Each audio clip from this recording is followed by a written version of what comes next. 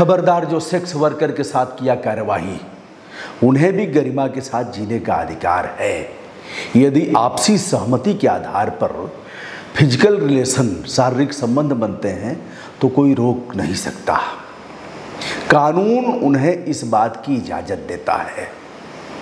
Article 21 जो संविधान का अनुच्छेद 21 है, वह देश के सभी नागरिक ही नहीं बल्कि व्यक्तियों को संपूर्ण सम्मान के साथ जीने का अधिकार प्रदान करता है। ऐसा माननीय सर्वोच्च न्यायालय के 3 जजों की खंडपीठ ने इस प्रकार की टिप्पणी करते हुए, इस प्रकार का फैसला देते हुए और यह कहा है, सेक्स वर्कर के जीवन में आएगा आमूलचूल परिवर्तन। बहुत पहले हमने 1-2 वीडियो किया था, उसमें हमने कहा था कि माननीय प्रधानमंत्री जी, इन्हें इस तरह की सुविधा दी जानी चाहिए, इनका पुनर्वास होना चाहिए, इनके बच्चों की पढ़ाई होनी चाहिए और इनको अपने धंधा को सम्मान के साथ करने की छूट दी जानी चाहिए। हमने कहा सब चीज़ पर टैक्स लगाते हैं, इस पर भी GST लगा दीजिए। तो लोगों ने बहुत बुरा भला कहा था, जो बात हमारी मानी गई है और आज नहीं कल इसको भी धंधा का रूप देते हुए इस पर भी टैक्स लगाया जाएगा, सरकार टैक्स वसूलेगी। वहाँ सारे इंतजाम कर दीजिए, वहाँ HIV का परीक्षण करा लीजिए, वहाँ और भी जो इस तरह के तरीके हैं उसको भी अपना लेना चाहिए, वहाँ सारी सुविधाएं दी जानी चाहिए। रिक्शा वाले की नीड है, टाली वाले की नीड है, सब्जी वाले की नीड है, बड़े बड़े लोग जिनका परिवार नहीं है, जिनकी पत्नियां नहीं हैं, उनकी नीड है। और इससे अपराध भी रुकेगा। जो यौन अपराध बढ़ रहे हैं देश में, यह अपराध भी रुकेगा, क्योंकि उनके नीड की पूर्ति हो जाएगी और आपको भी मिल जाएगा पैसा, मतलब टैक्स मिलेगा। खराब बात कह रहा हूँ, लेकिन यह होगा आज नहीं कल, यह होना ही है, होना है। इसको कोई रोकेगा नहीं। हर चीज़ पर टैक्स है तो इस पर भी टैक्स लगाएंगे और सम्मान के साथ वह अपना धंधा भी कर सकेंगी। जस्टिस नागेश्वर राव, न्यायमूर्ति नागेश्वर राव की अध्यक्षता में 3 जजों की खंडपीठ ने निर्णय दिया है, जिसमें जस्टिस R गवई हैं और जस्टिस AS बोपन्ना हैं। यह मील के पत्थर के समान यह देखा जा रहा है। और अब हम बात करते हैं, इस पर हम आते हैं। उसके पहले स्वामी विवेकानंद ने तो बहुत पहले ही इसको बता दिया था, अब तक कर देना चाहिए। बहुत से निर्णय ऐसे हुए हैं इनके पक्ष में और संसद भवन के बाहर भी वेश्याओं ने प्रदर्शन किया है अपनी मांग को लेकर के। कई बार उच्च न्यायालय में यह मामला गया और लेकिन सर्वोच्च न्यायालय का यह जो निर्णय है 3 जजों का, यह एक बहुत बड़ा फैसला है और आशा की जाती है कि विवेकानंद जी हार गए थे वेश्या से। जूही ने एक वीडियो किया था, मैंने उसे देखा था। आज मैं उस विषय पर चर्चा करना चाहूँगा। किसी बड़े राजघराने ने स्वामी विवेकानंद जी को अतिथि के तौर पर आमंत्रित किया था। अतिथि के स्वागत में नाच गाना राजघरानों में होता है। वहाँ भी देश के सबसे बड़ी वेश्या को, सबसे जो सुंदर थी, सबसे अच्छा नृत्य करती थी, सबसे अच्छा गीत गाती थी, उसे बुलाया गया था।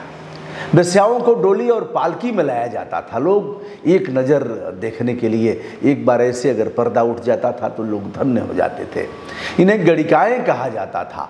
नगर वधू के रूप में इन्हें शुमार किया गया था। लोग बड़े अच्छे थे पहले के।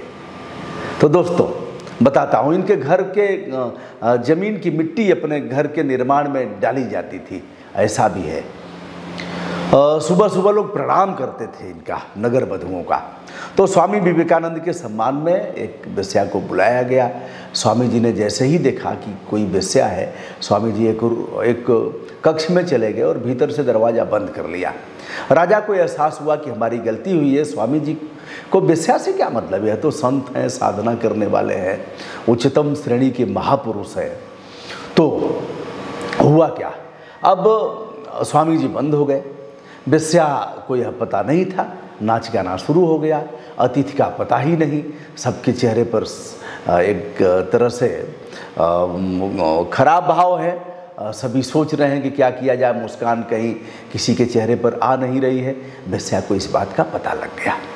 वेश्या ने गीत गाया, स्वामी जी आप तो महापुरुष हैं, हम तो आपके चरणों की धूल भी नहीं हैं, हम तो गए गुजरे हैं, हम पापात्मा हैं, हमसे बड़ा दोषी कोई हो भी नहीं सकता। लेकिन स्वामी जी, आप तो साधक हैं, आप तो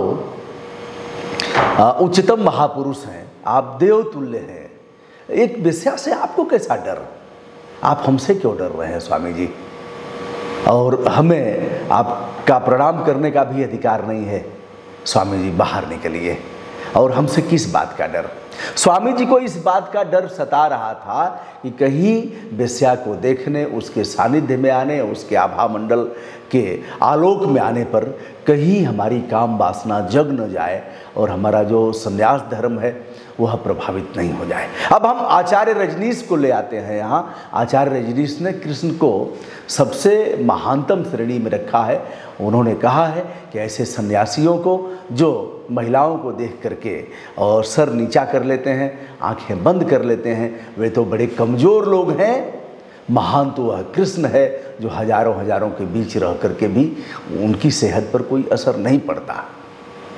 तो दोस्तों, स्वामी जी को उस गीत का एहसास हुआ और स्वामी जी को लगा कि हम बड़े कमज़ोर हैं और हम फेस नहीं कर पा रहे हैं। यदि एक वेश्या को हम फेस नहीं कर पाएंगे तो हम करेंगे कैसे?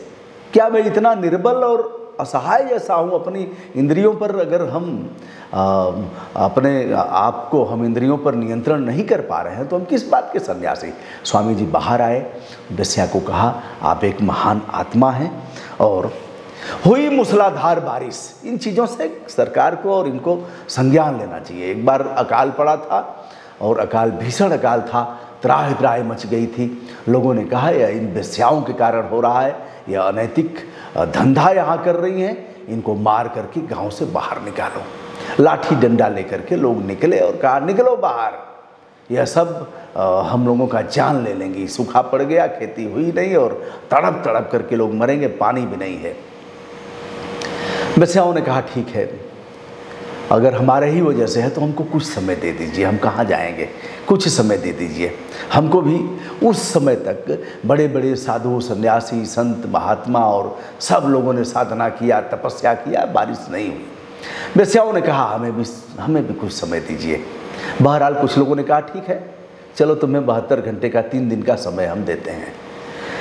वेश्याओं ने नाच गाना शुरू किया, भगवान की आराधना शुरू किया और यह कहा उस आराधना में कि हे प्रभु, यदि हमने अपने धंधे में छल न किया हो, यानी जिसने भी जो भी हमारे यहाँ आया काम वासना को शांत करने के लिए, यदि हमने उससे पैसा लिया और पैसे के आधार पर हमने उसे सेवाएं प्रदान नहीं किया, हमने उसे संतुष्ट नहीं किया, तो हे प्रभु आप जो भी दंड देना चाहें दें, किंतु यदि पैसा लेने के एवज में हमने उसे संतुष्ट किया हो, अपने धंधे के साथ हमने कोई भेदभाव नहीं किया हो, तो हे प्रभु बहुत हो गया, आप बारिश करा दो। बताते हैं मूसलाधार बारिश हुई। तो यह है नगर बधुएं और कई लोगों ने लिखा है, वाराणसी, गाजीपुर, तमाम जगहों पर इन लोगों ने क्रांतिकारियों को आश्रय दिया था। बड़े बड़े क्रांतिकारी इनके यहाँ रुकते थे और यह जो पैसा कमाती थी नाच गाना करके और देह व्यापार करके, वह पैसे उन्हें देती थी।